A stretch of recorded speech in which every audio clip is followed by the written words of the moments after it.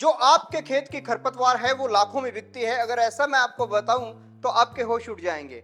जी हाँ, आज मैं आपको एक ऐसे ही पौधे के बारे में बताने वाला हूं जिसके फूल, जिसके पत्ते, जिसकी टहनी, जिसकी जड़ और जिसके टहनी में से निकलने वाला रस सब कुछ बिकता है। लेकिन अगर आप उसे खरपतवार ना समझें तो वो आपका बिजनेस बन जाएगा।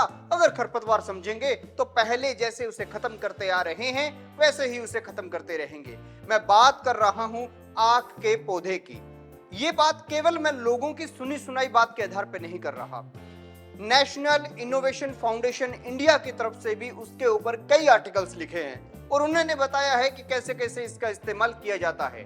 आपने अगर हेम्योपैथी की कभी दवाई ली है या हेम्योपैथी की दवाई के बारे में कभी सुना होगा तो आपने ये भी देखा होगा कि उसके अंदर एक कैलोट्रोपिस नाम की दवाई आती है। ये भी इसी पौधे का अंग्रेजी नाम है और इसे कुछ लोग आग का पौधा कह देते हैं और कुछ जो है शिव भगवान का पौधा भी कह देते हैं। इसके ऊपर फूल खिलते हैं, इसके पत्ते जो हैं वो काफी चौड़े होते हैं और इसके पत्ते को या टहनी को जब भी तोड़ेंगे तो उसमें से एक रस निकलता है।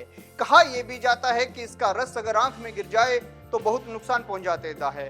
अगर आप इसके रस को इकट्ठा करके उसकी स्प्रे अगर अपने खेत में करेंगे तो आपके यहाँ के जीव जो है वो मर जाएंगे। कहा यह भी जाता है कि इसके रस को अगर कान में डाल लिया जाए तो कान का दर्द खत्म हो जाता है। कहा यह भी जाता है कि इसके पत्ते के ऊपर तेल लगाकर उसे गर्म करके, सरसों का तेल लगाने के बाद जब गर्म हो जाए तो आपका पेट दर्द हो रहा हो तो पेट के ऊपर रख लें, आपके पेट को इमीडिएट आराम मिलेगा। बहुत से प्रकार के इलाजों के लिए इस पौधे के रस का इस्तेमाल होता है। आंख के बारे में अगर बिजनेस के नजरिए से सोचें तो आपको यह जानना जरूरी है कि आपको सबसे पहले अगर इसकी खेती करनी है तो उसके लिए अपने एरिया के अंदर गर्मी के वक्त में जो आक के बड़े बड़े आम जैसे फल लगते हैं उनको इकट्ठा करना होगा क्योंकि उनके अंदर होता है इसका बीज। दूसरी बात, उससे पहले आपको मिलना होगा हेम्योपैथी दवाई बनाने वाली कंपनियों से। अगर वहां पर आपकी कोई डील हो जाती है तो आप अगर इसकी खेती करते हैं तो मैं मजाक नहीं कर रहा हूं, लाखों रुपए आप इससे कमा सकते हैं। क्योंकि बहुत सी हेम्योपैथी की दवाई बनाने वाली कंपनियों को इसकी बहुत सख्त जरूरत है, लेकिन हम लोग इस पे ज्यादा ध्यान नहीं देते।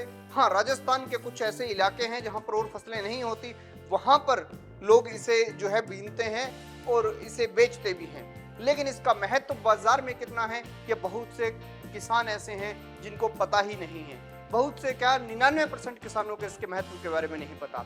इसका अंग्रेजी नाम भी कैलोट्रोपिस है और इसकी जो दवाइयां बनती हैं वो भी कैलोट्रोपिस के नाम से आती हैं, क्योंकि स्किन की जितनी दवाइयां हैं, स्किन केयर के जितने रूटीन्स हैं, सब चीजों में ये इस्तेमाल होती है।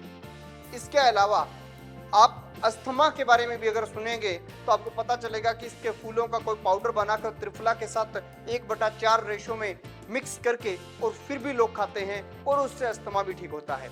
लेकिन हाँ, आप लोगों को केवल मैं इसे फार्मिंग के पर्पज से बता रहा हूँ। इसे खाना है, इसे इस्तेमाल करना है तो आप किसी अच्छे हेम्योपैथी के डॉक्टर से मिलके उसके बाद करें, अन्यथा ना करें।